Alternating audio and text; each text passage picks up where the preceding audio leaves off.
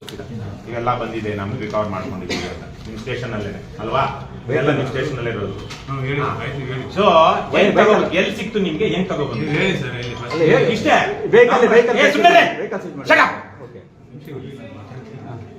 ಕೇಳ್ತಿದಾರಲ್ವಾ ಈಗ ನೋಡಂದಲ್ಲ ಅವ್ರು ಹೇಳಿ ಪ್ಲೀಸ್ ದಯವಿಟ್ಟು ಮಂಜುನಾಥ್. ಹಂಗೆ ಕೇಳ್ತಿರೋದು ಇಷ್ಟೇ. ಅವ್ರಿಗೆ 31ನೇ ತಾರೀಕು ಕರ್ಸಿ ನೀವು ಇವೆಲ್ಲ ತೋರ್ಸುದ್ರಲ್ಲ, ಎಲ್ಲಿ ಸಿಕ್ತು ಸರ್ ನಿಮ್ಗೆ? ಅವರೇ ಈಗ ಅವರಿಬ್ರು ಕೂತ್ಕೊಂಡು ಮಾತಾಡ್ತೀವಿ ಅಂತ ಹೇಳಿದ್ರು. ಯಾರಿಗೆ ಕಂಪ್ಲೇಂಟ್ ಬಂತು. ಕಂಪ್ಲೇಂಟ್ ಬಂದ್ಮೇಲೆ ಅಣ್ಣ ನೀನು ಮಾತಾಡ್ಬೇಡ, ಇಲ್ಲ ನೀನ್ ಮಾತಾಡೋಂಗಿದ್ರೆ ನಾವಿರಲ್ಲ. ನಾನು ಯಾರಿಗಾದ್ರೂ ಹೇಳ್ತೀನಿ, ನಾನು ಬಂದಾಗ ನಾನು ಯಾರಿಗಾದ್ರೂ ಮಾತಾಡಿ ಕೇಳಿದ್ರೆ ಅವ್ರಿಗೆ ಮಾತ್ರ ಹೇಳಿ. ಈಗ ನಾಗರಾಜ್ ಅವ್ರ ಕಂಪ್ಲೇಂಟ್ ಬಂತು. ಕಂಪ್ಲೇಂಟ್ ಯಾವ್ದು ಕೊಟ್ರು ಸರ್?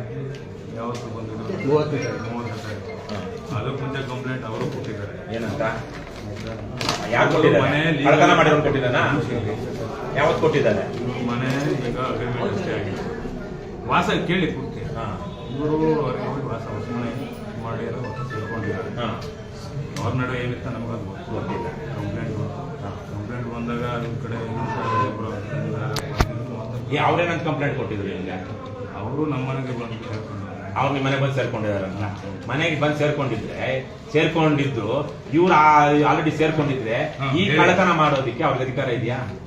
ಅಥವಾ ಅವ್ರ ಮನೆಗೆ ಬಂದು ಸೇರ್ಕೊಂಡ್ರೆ ಈಗ ಕಳ್ಳತನ ಆಗಿದೆ ಅನ್ನೋದು ಇನ್ನೂ ಇನ್ವೆಸ್ಟಿಗೇಷನ್ ನಡೀತಾ ಇದೆ. ನಿಮ್ಗೆ ಈ ಸಮಯ ಹೆಂಗ್ ಬಂತು ಹೇಳಿ? ಅಲ್ಲಲ್ಲ ಉಮೇಶ್ ಅವರೇ ದಯವಿಟ್ಟು ನೀವು ನಾನು ಪೂರ್ತಿ ಕಾಲ್ ಬೇಕಾದ್ರೆ ಇಟ್ಕೊಳ್ತೀನಿ. ಸತ್ಯ ಮಾತ್ರ ಮಾತಾಡಿ ಅಲ್ವಾ? ಸತ್ಯ ಮಾತ್ರ ಮಾತಾಡಿ. ನಿಮಗೆ ಜನರ ಶಾಪ ದೇವರ ಶಾಪ ಎಲ್ಲ ತಟ್ಟುತ್ತೆ. ನೀವು ಬೇರೆ ಯಾವ್ದು ಲೋಫರ್ಗಳು ಲುಚ್ಚಾಗಳು ಅಥವಾ ಇನ್ನೊಬ್ಬರದ್ದು ಯಾವ್ದೋ ಇನ್ನೇನೋ ಮಾಡ್ಕೊಂಡು ಅಥವಾ ಅವ್ರ ಸಪೋರ್ಟ್ ನಿಲ್ಲೋದು ಬೇಕಾಗಿಲ್ಲ.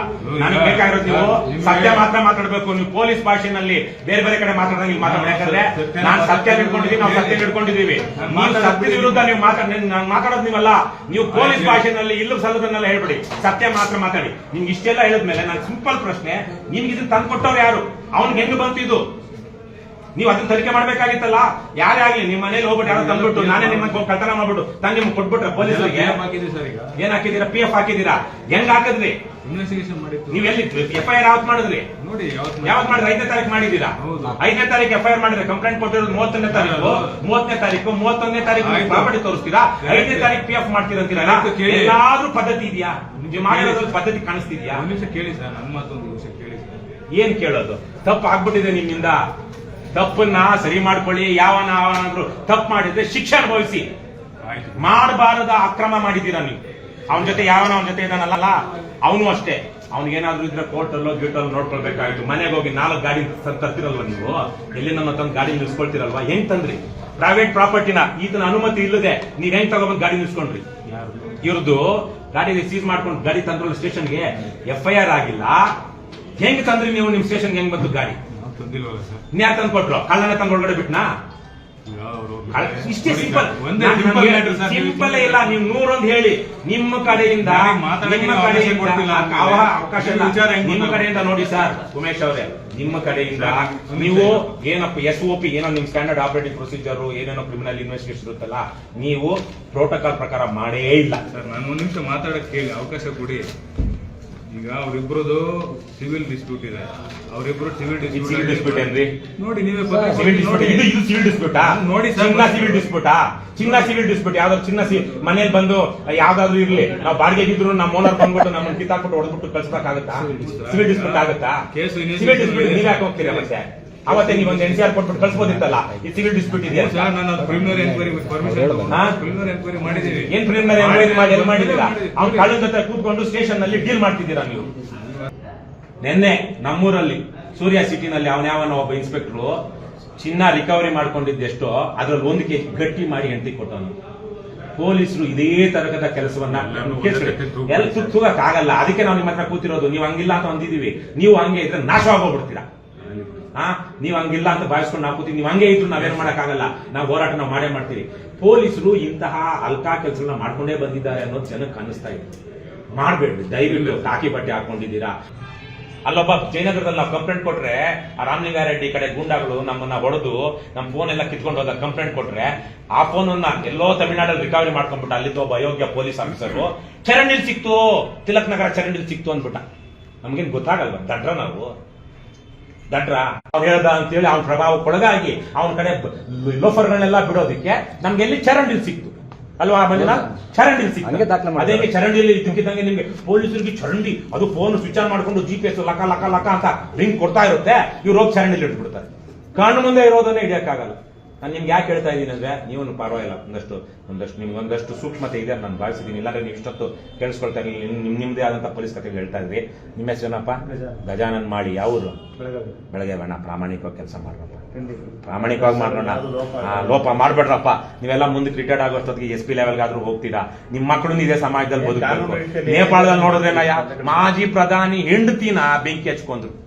ಆ ರಾಜ್ಯ ದೇಶದ ಹಣಕಾಸು ಸಚಿವನ ಅಟ್ಟಾಡಿಸ್ಕೊಂಡು ಹೊಡೆಸ್ಕೊಂಡ್ರು. ದೇಶದಲ್ಲಿ ಬ್ರಿಟಿಷ್ ಇದ್ದಾಗ ನಮ್ಮ ದೇಶದ ಪೊಲೀಸರೇ ಅಲ್ಲಿ ಚೌರಾಚೌರಿನಲ್ಲಿ ಕೆಲಸ ಮಾಡ್ತಾ ಇದ್ದಿದ್ದು. ಜನಕ್ಕೆ ರೊಚ್ಚಿಗೆದ್ದು ಪೊಲೀಸ್ ಸ್ಟೇಷನ್ಗೆ ಬೆಂಕಿ ಹಚ್ಬಿಟ್ರಪ್ಪ ಒಂದು ಕಾಲದಲ್ಲಿ. ಅದಕ್ಕೆ ಅವತ್ತು ಗಾಂಧೀಜಿ ಹಿಂಸೆಗೆ ಹೋಗುತ್ತೆ ಬೇಡ ಅಂತ ವಾಪಸ್ ತಗೊಂಡ್ರು. ಅಸಹಕಾರ ಗೊತ್ತಿದೆಯಲ್ವಾ? ನಮ್ಮ ದೇಶದಲ್ಲಿ ಯಾವ ಬೇಕಾದ್ರೂ ಆಗ್ಬೋದಪ್ಪ. ನಿಮ್ಮ ಎಷ್ಟು ಸಾವಿರ ಪೊಲೀಸರು ಅಂತ ಅದನ್ನು ತಡೆಯಕ್ಕಾಗಲ್ಲ. ಇವತ್ತೇನ್ ನಡೀತಾ ಇದೆ, ಇದೊಂದು ಪ್ರೆಷರ್ ಕುಕ್ಕರ್. ಕೈ ಮುಗಿತೀನಿ ಮಾತಾಡ್ತೀನಿ. ಅಲ್ಲಿ ಮನೆ ಹತ್ರ ಹೋಗಿದ ತಕ್ಷಣ ಅವ್ನು ಫೋನ್ ಕೊಟ್ಟಿದ್ದಷ್ಟು ಮನೆ ಒಳಗೂ ಕರ್ಕೊಂಡು ಹೋಗಿ ಆಚೆ ಕರ್ಕೊಂಡ್ ಬರ್ತಾರೆ. ಕರ್ಕೊಂಡ್ ಸಂಜೆವರೆಗೂ ಕೂತ್ಕೊಳ್ತೀನಿ. ಬೆಳಿಗ್ಗೆ ಸ್ಟೇಷನ್ ಕರ್ಕೊಂಡ್ ಬಿಡ್ತಾರೆ. ಒಳಗೂ ಕರ್ಕೊಂಡಲ್ಲ, ಅವ್ನು ಒಳಗೂ ಇವ್ರನ್ನೂ ಬಿಟ್ಕೊಳಲ್ಲ. ಅಲ್ಲಿ ಒಂದು 10 ಜನ ಗುಂಡಾಗಳು ಇಟ್ಕೊಂಡು ಕೂತಿರ್ತಾನೆ. ಆಮೇಲೆ ಸಂಜೆವರೆಗೂ ಕುಂಡ್ರಿಸ್ಕೊಂತಾರೆ. ತಿರ್ಗಾ ಬೆಳಿಗ್ಗೆ ಇಲ್ಲ ಸರ್ ನಾನು ಹೇಳಬೇಕು ಸರ್ ನಿಮ್ಮಲ್ಲಿ. ಆಮೇಲೆ ಬೆಳಿಗ್ಗೆ 31ನೇ ತಾರೀಕು ಏನ್ ಮಾಡ್ತಾರೆ, CC ಕ್ಯಾಮ್ರಾ ಕಾರ್ ಹೋಗಿರೋದೆಲ್ಲ ನಾವು ಹುಡುಕ್ತಾ ಇದೀವಿ ಅಂತ ಅಲ್ಲೇ ಕುಂಡ್ರಿಸ್ಕೊಂಡು ಹುಡುಕ್ಸ್ಬಿಟ್ಟು, ಆಮೇಲೆ ಸರ್ ನಂದು ಈ ಚಿನ್ನ ನನ್ನ ದುಡ್ಡು ನನಗೆ ಬೇಕು, ಮಕ್ಳು ಬಟ್ಟೆ ಬೇಕು ಅಂದಾಗ ಅವನ್ನ ಮತ್ತೆ ಇವ್ರು ಫೋನ್ ಮಾಡ್ತಾರೆ. ಅವ್ರ ಕಡೆ ಯಾರೋ 2 ವ್ಯಕ್ತಿ, ಅವನು 3 ಬರ್ತಾರೆ. ಬಂದು ಸಂಜೆ 6 ಗಂಟೆವರೆಗೂ ಇಲ್ಲಿ ಡ್ರಾಮಾ ನಡೀತಾನೆ ಇರುತ್ತೆ. ನಾನು ಇಲ್ಲೇ ಕೂತಿರ್ತೀನಿ, ಅವ್ರ ಕಡೆ ಕಂಡ್ರು ಯಾರು ಮಾಡಿರ್ತಾನಲ್ಲ ಅವನು 2 ಕರ್ಕೊಂಡು ಬರ್ತಾ ಇರ್ತಾವೆ. ಕ್ಲಾಸ್ಗೆ 6 ಗಂಟೆಗೆ ಒಂದು ಟೆಂಪೋ ತಗೊಬಂದು ಬಟ್ಟೆ ನಿಲ್ಲಿಸ್ಬಿಟ್ಟು ಬಟ್ಟೆ ಹ್ಯಾಂಡ್ ಓವರ್ ತಗೊಂಡಪ್ಪ, ಮಕ್ಳಿಗೆ ಬಟ್ಟೆ ಇಲ್ಲ ಅಂತ ಕೊಡ್ತಾರೆ. ಅದ್ರ ಜೊತೆಗೆ ಬ್ಯಾಗ್ ಸೂಟ್ ಕೇಸ್ಗಳು ಇದ್ರು ಪಕ್ಕದ ರೂಮ್ ಇರೋದು. ಆ ಪಕ್ಕದ ರೂಮಲ್ಲಿ ಪ್ರತಿ ಒಂದು ತಗೊಂಡು ಜೋಡಿಸಿ ನಿಂದ ಅಂತ ಚೆಕ್ ಮಾಡಕ್ ಹೇಳ್ತಾರೆ. 40 kg ಬೆಳ್ಳಿ ಒಳಗಡೆ 20 kg ಬೆಳ್ಳಿ ತೋರಿಸ್ತಾರೆ. 1 kg 300 ಗ್ರಾಮ್ ಚಿನ್ನದಲ್ಲಿ ಬರೀ 150 ಗ್ರಾಮ್ ಚಿನ್ನ ತೋರಿಸ್ತಾರೆ. 13.5 ಲಕ್ಷ ದುಡ್ಡು ತೋರಿಸಲ್ಲ. ಆಮೇಲೆ ಎಲ್ಲ ತಗೊಂಡು ಇಟ್ಟ ಮೇಲೆ ಕಾರ್ಗಳನ್ನ ಅವತ್ತೇ 31ನೇ ತಾರೀಕು ತರಿಸಿ ಎಲ್ಲ ಸೀಸ್ ಮಾಡ್ತಾರೆ. 4 ಕಾರು 4 ಬೈಕ್. ಇದನ್ನೆಲ್ಲ ಮತ್ತೆ 3ನೇ ತಾರೀಕು ಏನ್ ಮಾಡ್ತಾರೆ, ಇಲ್ಲಿಂದ ಎಲ್ಲ ಶಿಫ್ಟ್ ಮಾಡಿಸ್ಬಿಡ್ತಾರೆ. ಇಲ್ಲಿ ನಾನೇನು ಬಿಲ್ಡಿಂಗ್ ಅಲ್ಲಿ ಹೊಸ ಇರ್ತೀನಿ 3 ತಿಂಗಳು, ಆ ಬಿಲ್ಡಿಂಗ್ ಶಿಫ್ಟ್ ಮಾಡಿಸ್ಬಿಟ್ಟು ಆ ಬಿಲ್ಡಿಂಗ್ ಅಲ್ಲಿ ನನ್ನ 6ನೇ ತಾರೀಕು ಕರ್ಸ್ಕೊಂಡು ನಾನು ಅಡ್ಮಿಟ್ ಆಗ್ತೀನಿ 3 ದಿವಸ ಹಾಸ್ಪಿಟಲ್ ಅಲ್ಲಿ.